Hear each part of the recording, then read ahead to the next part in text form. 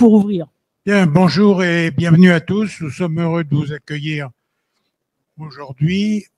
Nous vous accueillons au nom du Cercle Entreprise et Santé. Nous sommes un cercle d'entreprise animé par Anne-Marie Devèvre et engagé pour la santé et sécurité au travail, mais dans une vision large, c'est-à-dire que nous regardons les impacts réciproques, défavorables ou favorables de la santé sur le travail et du travail sur la santé. Et aujourd'hui, nous avons un secteur d'innovation intéressant à regarder avec vous, pour lequel il y a des progrès remarquables. Un secteur dans lequel nous allons constater les questions d'acceptabilité et puis les questions d'acceptance qui vont être développées grâce à nos intervenants. Merci d'être présent et je transmets la parole à Anne-Marie pour l'animation de notre réunion.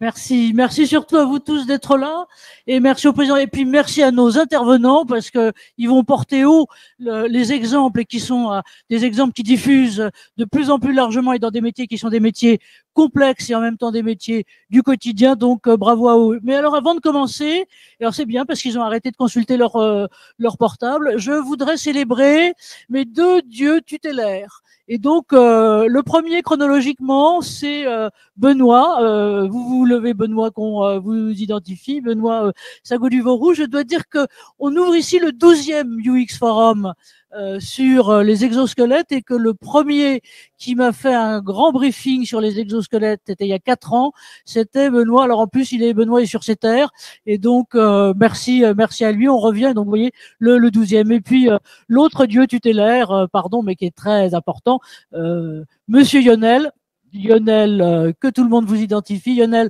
Giovanelli, qui est de l'expert innovation opérationnelle de SNCF. Et alors, toi, les exosquelettes, t'en as vu tout un tas. Donc voilà, merci à vous et merci à vous tous. Et donc, notre 12e UX Forum est ouvert là maintenant. Alors, qu'est-ce que c'est un UX Forum? Je dirais que l'idée, c'est que il n'y a pas une vérité, il n'y a pas une vérité révélée, ni une solution, ni une technique plus particulière. Donc déjà, ce qu'on n'est pas, c'est qu'on n'est pas un tremplin commercial, on n'est pas non plus des apôtres, j'allais dire, qui sont très importants de la réglementation, de ce qui est la techno et autres. Si les questions des exosquelettes vous intéressent, vous vous précipitez après sur les stands INRS et puis sur les différents stands des concepteurs, intégrateurs et fabricants d'exosquelettes, mais nous, notre truc, c'est de nous mettre, puisqu'on est issu de l'entreprise, c'est de nous mettre, en fait, dans les chaussures, si on peut dire, et ça sera le cas de le dire, plus particulièrement dans les fers des utilisateurs et des structures utilisatrices pour regarder d'un point de vue utilisateur, pourquoi d'abord ils ont eu besoin de ce type de solution, dans quel type de cadre on en a besoin, et puis aussi quelles sont les vigilances d'intégration, parce qu'encore une fois, avoir une très belle technique c'est bien, mais si elle n'est pas utilisée, donc si elle ne correspond pas aux besoins des utilisateurs, ça globalement ça peut pas marcher.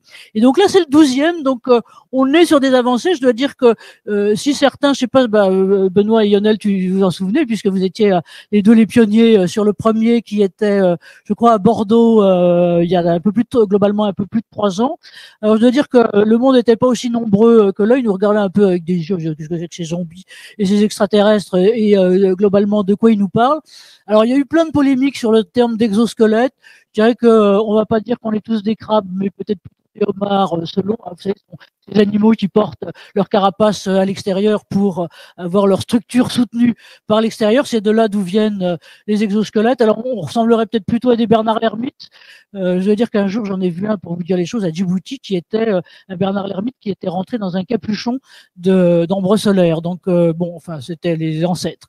Voilà. Et donc là, notre 12e, mais si vous voulez bien, je vais vous présenter de quoi il s'agit et comment on va fonctionner, quels sont nos intervenants. Donc, voilà, une belle brochette et avec parole aux utilisateurs d'abord. Donc, merci à vous, c'est eux qui sont sur scène.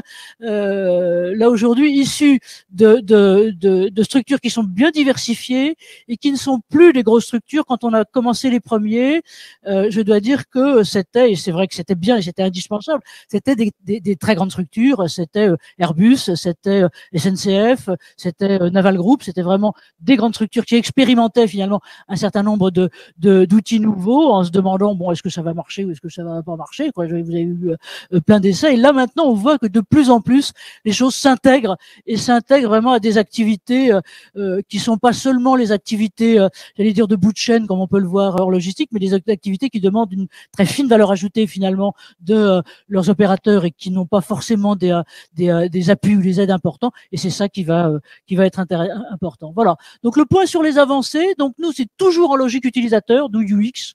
Et puis c'est l'approche santé globale. Là, on en dira deux mots là. C'est que en gros, ce qui compte, c'est pas seulement l'être humain au travail, mais c'est aussi dans sa totalité. Et là, l'importance, si on peut dire, de préserver le capital santé de tout un chacun est vraiment important. Donc merci aussi à ceux qui nous écoutent en distanciel. C'est une première que fait Préventica là. Nous sommes très fiers d'être parmi les premiers à expérimenter, mais en tout cas, vous avez tous les replays et les supports des précédents. Vous allez sur le site du Cercle et on le fait par type de séquence, que vous n'ayez pas 1h30 de tunnel à vous farcir, mais vous pouvez regarder qui vous voulez là-dessus. Donc tout ça est disponible là maintenant. Et comment va-t-on fonctionner? Donc en priorité à l'expérience utilisateur, toujours sur les axes qui sont les nôtres, c'est-à-dire l'innovation, et donc l'innovation technologique, mais aussi ce que ça veut dire en termes de comportement et de sociétal. Et là, ce qui me frappe là par rapport à ça, c'est que on a, et merci quand même, une grande structure avec nous, Lionel, toi aussi, et puis Marjorie qui est là, c'est que ce type de dispositif est très adapté à des entités extrêmement décentralisées, finalement, qu'elles soient autonomes, qu'elles soient indépendantes ou qu'elles soient structures de grands groupes. On sait maintenant à quel point les choses sont fluides de ce côté-là. Ça, c'est un truc très important, et ça entraîne des comportements et des attitudes finalement aussi sociétales nouvelles. Alors voilà nos grands témoins. Vous allez reconnaître la brochette des quatre, si je peux me permettre de vous appeler ainsi, la bande des quatre. Ça, c'était une autre époque. Merci. Donc, ils sont nos grands témoins, acteurs, utilisateurs, qui prendront la parole successivement. Donc, Jean-François, qui a des lunettes de soleil, mais là n'a pas de lunettes de soleil. Jean-François Crépeau, qui est maréchal ferrant. Alors, je veux dire que quand vous m'avez proposé ça et qu'on en a parlé les premières fois il y a 2-3 ans, Anaïs Chorel, que je vais vous présenter aussi tout à l'heure. Moi, j'ai toujours fait tilt parce que j'ai eu avec les chevaux, des histoires d'amour quelquefois non réciproques, hein, mais enfin bon, ça fait rien. Voilà. Et donc sur ce métier qui est très particulier, très appelant, et j'ai appris à le connaître aussi, ce qui était votre spécificité à vous d'un maréchal ferrant bien pointu, si on peut dire, sur une pratique et un profil de chevaux athlètes. Et donc finalement, comme vous travaillez sur des athlètes, lui il travaille sur des chevaux athlètes. Voilà, ça sera notre premier témoin. Ils sont pas dans l'ordre là, mais ça fait rien. Donc là, on laisse la parole aux messieurs. Donc François Deroux, on dit Deroux ou Deroux? François Deroux, donc qui représente là Agroconcept, et là on est dans la filière, alors pardon parce que les chevaux on les mange pas, hein, mais on est quand même dans la filière, enfin c'est pas le but, on est dans la filière agro élevage et autres, et François, donc ce que vous m'expliquez avec Benoît, c'est que vous développez justement largement pour les filières agro des équipements agricoles, agro et autres, et qui peuvent intégrer ces dispositifs-là. Et donc, on voit à quel point, finalement, ce type d'équipement peut diffuser. Alors, avec Gabriel Seru, on a encore un autre type, mais finalement pas si différent que ça, d'exercice professionnel, puisque vous êtes, votre famille a une SCA, une société civile d'exploitation agricole, donc on est là vraiment dans l'agro, autour des métiers de maraîcher. Donc métier de maraîcher, c'est à la fois, comme dirait l'autre, de culture, mais c'est en même temps de distribution, et donc d'être, ce que vous m'expliquez, pratiqué à Rungis régulièrement. Et là encore, ce sont des attitudes physiques et des postures qui sont complexes. Alors Marjorie Klein, de votre côté, vous êtes coordinatrice HSE et QSE, donc la qualité est aussi dans votre périmètre, si on peut dire, de sécurité environnement au sein du groupe Elior. Et donc quand on dit groupe Elior, c'est vrai qu'on voit une très grande structure, mais ce sont partout des entités pour le coup décentralisées que vous déléguez soit proprio motu ou locaux chez vous, soit chez des clients et voilà. Et puis alors Lionel, pardon, je t'ai mis avec nous, hein, et donc c'est un privilège hein, quand même. Donc Lionel, alors il a tous les droits, mais comme il est loin, il peut pas me donner de coups de pied, mais il pourra peut-être quand même. Et donc c'est vraiment, je veux dire un petit peu par lui et avec l'ensemble de ce qui voit, je dirais donc à la fois au titre d'expert innovation opérationnelle pour SNCF, mais en même temps, puisque tu animes, je crois, ou tu es président du workshop du CEN, du Comité européen de normalisation sur les exosquelettes et les dispositifs d'assistance physique. Et puis maintenant, tu recherches et transmets au travers de l'université Champagne-Ardenne, où tu diriges un master sur ces questions-là. Voilà nos grands témoins. On va leur passer la parole sous peu, mais d'abord, du côté des concepteurs et des intégrateurs, je les cite. Donc, je vous ai cité Benoît Sagolivarou, qui représente Gobio, Europe Technologies, et ici présent. Donc, en fait, si je peux me mettre, les présentations se feront en duo. Alors, pardon, mais vous aurez ceux que j'appelle vos coachs et vos coachs de terrain à vos pieds. Voilà. Donc, voilà, les coachs sont à leurs pieds. Moi, je vais descendre aussi de mon piédestal, mais voilà. Et puis, donc, merci Benoît d'être là. Ce que je disais, c'est qu'il m'a vraiment nourri tout au début de culture exosquelette.